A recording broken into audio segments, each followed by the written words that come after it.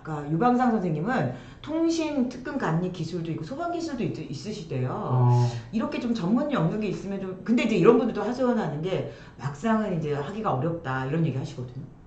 사실 감리 쪽은 워낙 그 해당 분야에 따라서 좀 차이가 심한 것 같습니다. 네네네. 어떤 분들은 제가 실제로 70세까지도 감리 쪽에 일을 하시는 분을 뵌 적이 있는데 예전하고는 달리 뭐 예전에는 감리 일을 하지 않아도 네. 어느 회사에 소속이 돼 있으면 일이 없는 동안에도 기본급을 받고 이랬는데 최근에 아마 그 기본급 제도가 좀 사라진 걸로 알고 있습니다. 일을 해야 돈을 받는 걸로 알고 있는데 결국 그거는 이제 아까도 말씀드렸다시피 감리 자격증만 있는 게 아니라 뭐 어느 정도 네트워킹을 갖고 있어서 그 여러 곳에 그 연락을 주고 받으면서 일자리 정보를 취득할 수 있느냐 그 부분이 좀 큰 것 같습니다. 우리 또 유방 선생님 사회공헌 활동 근데 이제 이 사회공헌 활동이 지금 고용노동부에서 하는 사업이에요. 그래서 여기 이제 일정 정도 봉사활동 개념이 좀 강하고요. 주로 이제 사무직군, 뭐 도서관 뭐 이런 데서 이제 공공기관 이런 데서 이제 일을 지원해 주는 게 좀 있어요. 그래서 약간은 근데 그 생각보다 그 급여액은 진짜 작아요. 너무 작아요?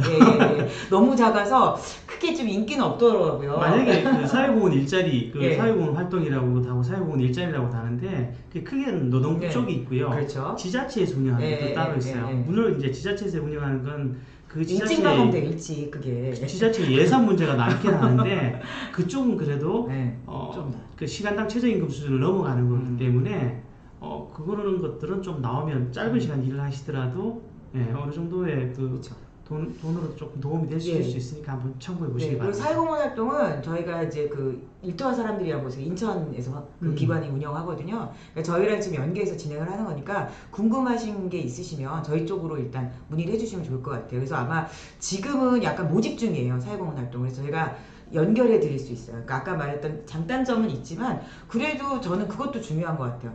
쉬지 말고 뭔가를 하고 있는 거가 굉장히 중요한 게 이렇게 정보에서도 이렇게 뭔가 이렇게 활동을 해야 정보받는 것도 있고 그렇죠. 연결도 되고 그러니까 저는 뭐 돈도 돈이지만 좀 부족하더라도 흡족하지 않더라도 일할 수 있는 기회를 갖는다는 의미에서는 사회공헌 활동도 괜찮을 것 같아요.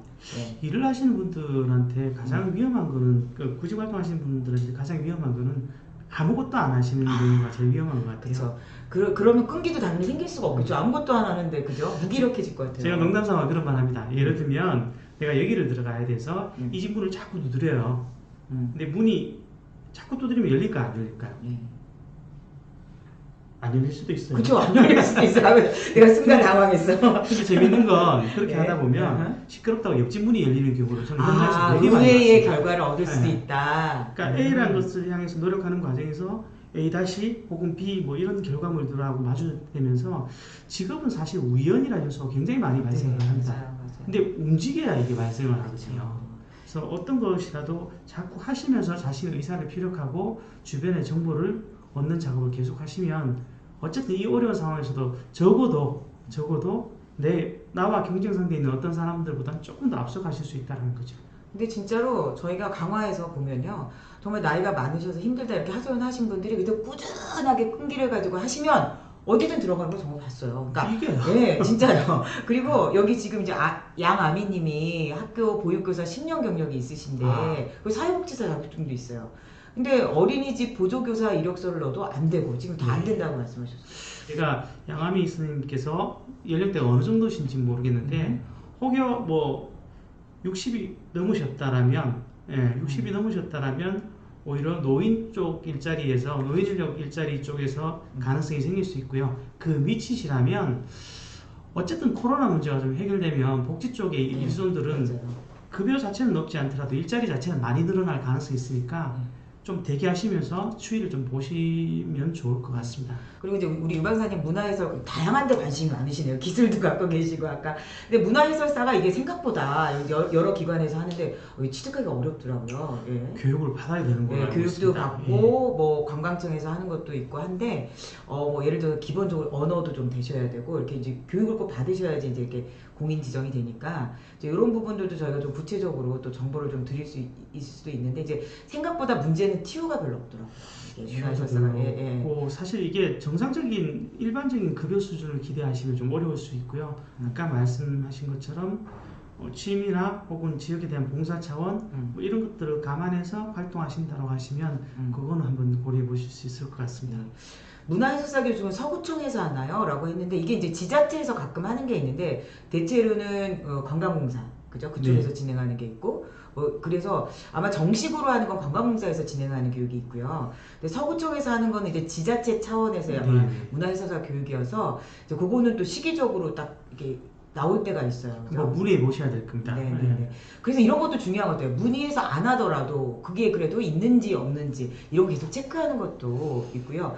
우리 이규혜님은 뭐라고 하시면 전기기사 자격증인데 일자리가 없더라고요. 예. 야, 쉽지 않은데요. 네. 전기기사 음. 정도 이상 있으시면 사실은 제가 자주 네. 뵙기 힘든 분들이거든요. 혹시 그 경력이 있으신가요, 이규혜님은? 경력이 있는가 없는가에 또 차이가 있을 것 같은데 전기기사 자격이 생각보다 따기가 어렵거든요, 그렇죠. 따면 웬만해서는 잘 쉬시지는 않는 그러게요. 걸로 알고 있는데 우리 이기훈님하고 한번 상담을 해봐야 될 거죠. 왜냐하면 이게 이제 또 이런 게 케이스 바이 케이스라서 딱 이게 있어서 자격증이 있어서 취업을 못하고 없어서 못하고 이런 게 아니라 어떤 또 다른 조건이 있을 수 있어서 그리고 지금은 모든 것이 다 특수한 예외 상황입니다. 물론 뭐 남도 쉬니까 나도 쉰다라는 게 별로 위로는 안 되실 수는 있는데 어쨌든 지금 좀 아주 특수한 상황이라서 그렇죠. 지금 상황에서는 조금 홀딩 하시면서 오히려 그 말씀드렸던 그 네트워크 작업, 사람들을 만나고 내가 일자리를 구하고 있다라는 이걸 계속 알려주시는 작업을 우선 하시는 게 중요하지 않을까 싶습니다. 직업훈련 받는 건 어떠세요? 이렇게 직업훈련을 받는다든가. 근데 사실 직업훈련을 받아도 취업이 안 되는 경우가 굉장히 많거든요. 그런 것도 많이 봤어요. 직업훈련도 배워서 그렇고, 남 주는 게 아니라 배워서 취업이 되진 않더라고요. 네. 직업훈련도 그렇고 자격증도 그런 부분이 있는데 반드시 그걸 따거나 뭐 배운다고 바로 취업으로 연결되는 그런 것들은 많지는 않은 것 같아요. 근데 결국 이 시장의 싸움은 얼마나 확률을 올리느냐의 싸움이거든요. 네. 내가 취업될 가능성을 조금 더 올리는 작업이니까 자격증이나 기술 같은 것들을 좀 따두시는 작업은 자체는 나쁘지 않습니다. 다만 그런 걸 하실 때 그것이 가지는 기술의 가치, 자격증의 가치는 한번 점검을 미리 해보셨으면 좋겠어요. 어떤 것은 자격증이나 뭐 기술 자체가 뭐 괜찮아 보이는데도 실제로 들어가면 의미가 없는 것들도 있고요. 또 내 연령과 매칭을 시켰을 때 사실 쓰기에 어려운 것들도 있어요. 예를 들어서 지금 코딩 배워가지고 좀 취업이 되기는 제 나이에 배워도 좀 취업되기가 좀 쉽진 않거든요. 코딩을 하시더라도 그러니까 그렇다고 안 된다는 게 아니라 어려울 수 있어요. 진입하기가 그러니까 어떤 나이나 경력을 고려해서 준비를 하시는 게 좋다는 말씀이신 그렇죠. 것 같고요. 민간 쪽의 자격증이 제가 4월 기준으로 올해 4월 기준으로 보니까 38,300개가 넘습니다. 그게 다 그냥 민간 자격증만. 그러니까 그건 사실 민간 자격증은 하기 나름이잖아요. 그거는 뭐 취업과 전혀 무관한 것도 되게 많고요. 그래서 만약에 취업 때문에 자격증에 대해서 확인해 보셔야 되는 상황이시면 어떤 자격증이 있어요. 그걸 접속 따거나 준비하시기 전에 그 자격증으로 취업이 목적이시면 그 자격증을 구인 사이트에서 한번 쳐보세요. 그래서 구인부가 뜨면 예를 들어서 다문화 상담사 딱 쳤는데 자격 필인지 아닌지 뭐 이런 식으로 그렇죠. 확인. 네네. 제가 확인 안 해봤습니다만 아마 다문화 상담사라면 실제로 쳐보면 오히려 사회복지사 쪽이 더 뜰 가능성이 높아요. 실제로는. 그래서 그렇게 확인해 보시고 취업 모집하는 게 있으면 가능성이 있는 거고 그게 아니라면 의미가 없다라는 건 좀 기억해 주셨으면 좋겠어요. 그러니까 또 많이 하시는 게 여성분들은 사회복지사 자격증 요즘 이제 소위 말하는 사이버 대학이라든가 이런 데서 많이 하시거든요. 그리고 또 그런 거예요. 어렵게 이제 사이버 대학 졸업해서 사회복지사 취득하셨어. 저 그런 사례가 있었어요. 55인가 55인가 됐는데 사회복지사 자격증 취득하셨고 되게 이제 벅차서 오셨는데 취업이 안 돼서 어떻게 하면 좋겠냐고 오셨거든요. 경력 하나도 없고 이런 경우.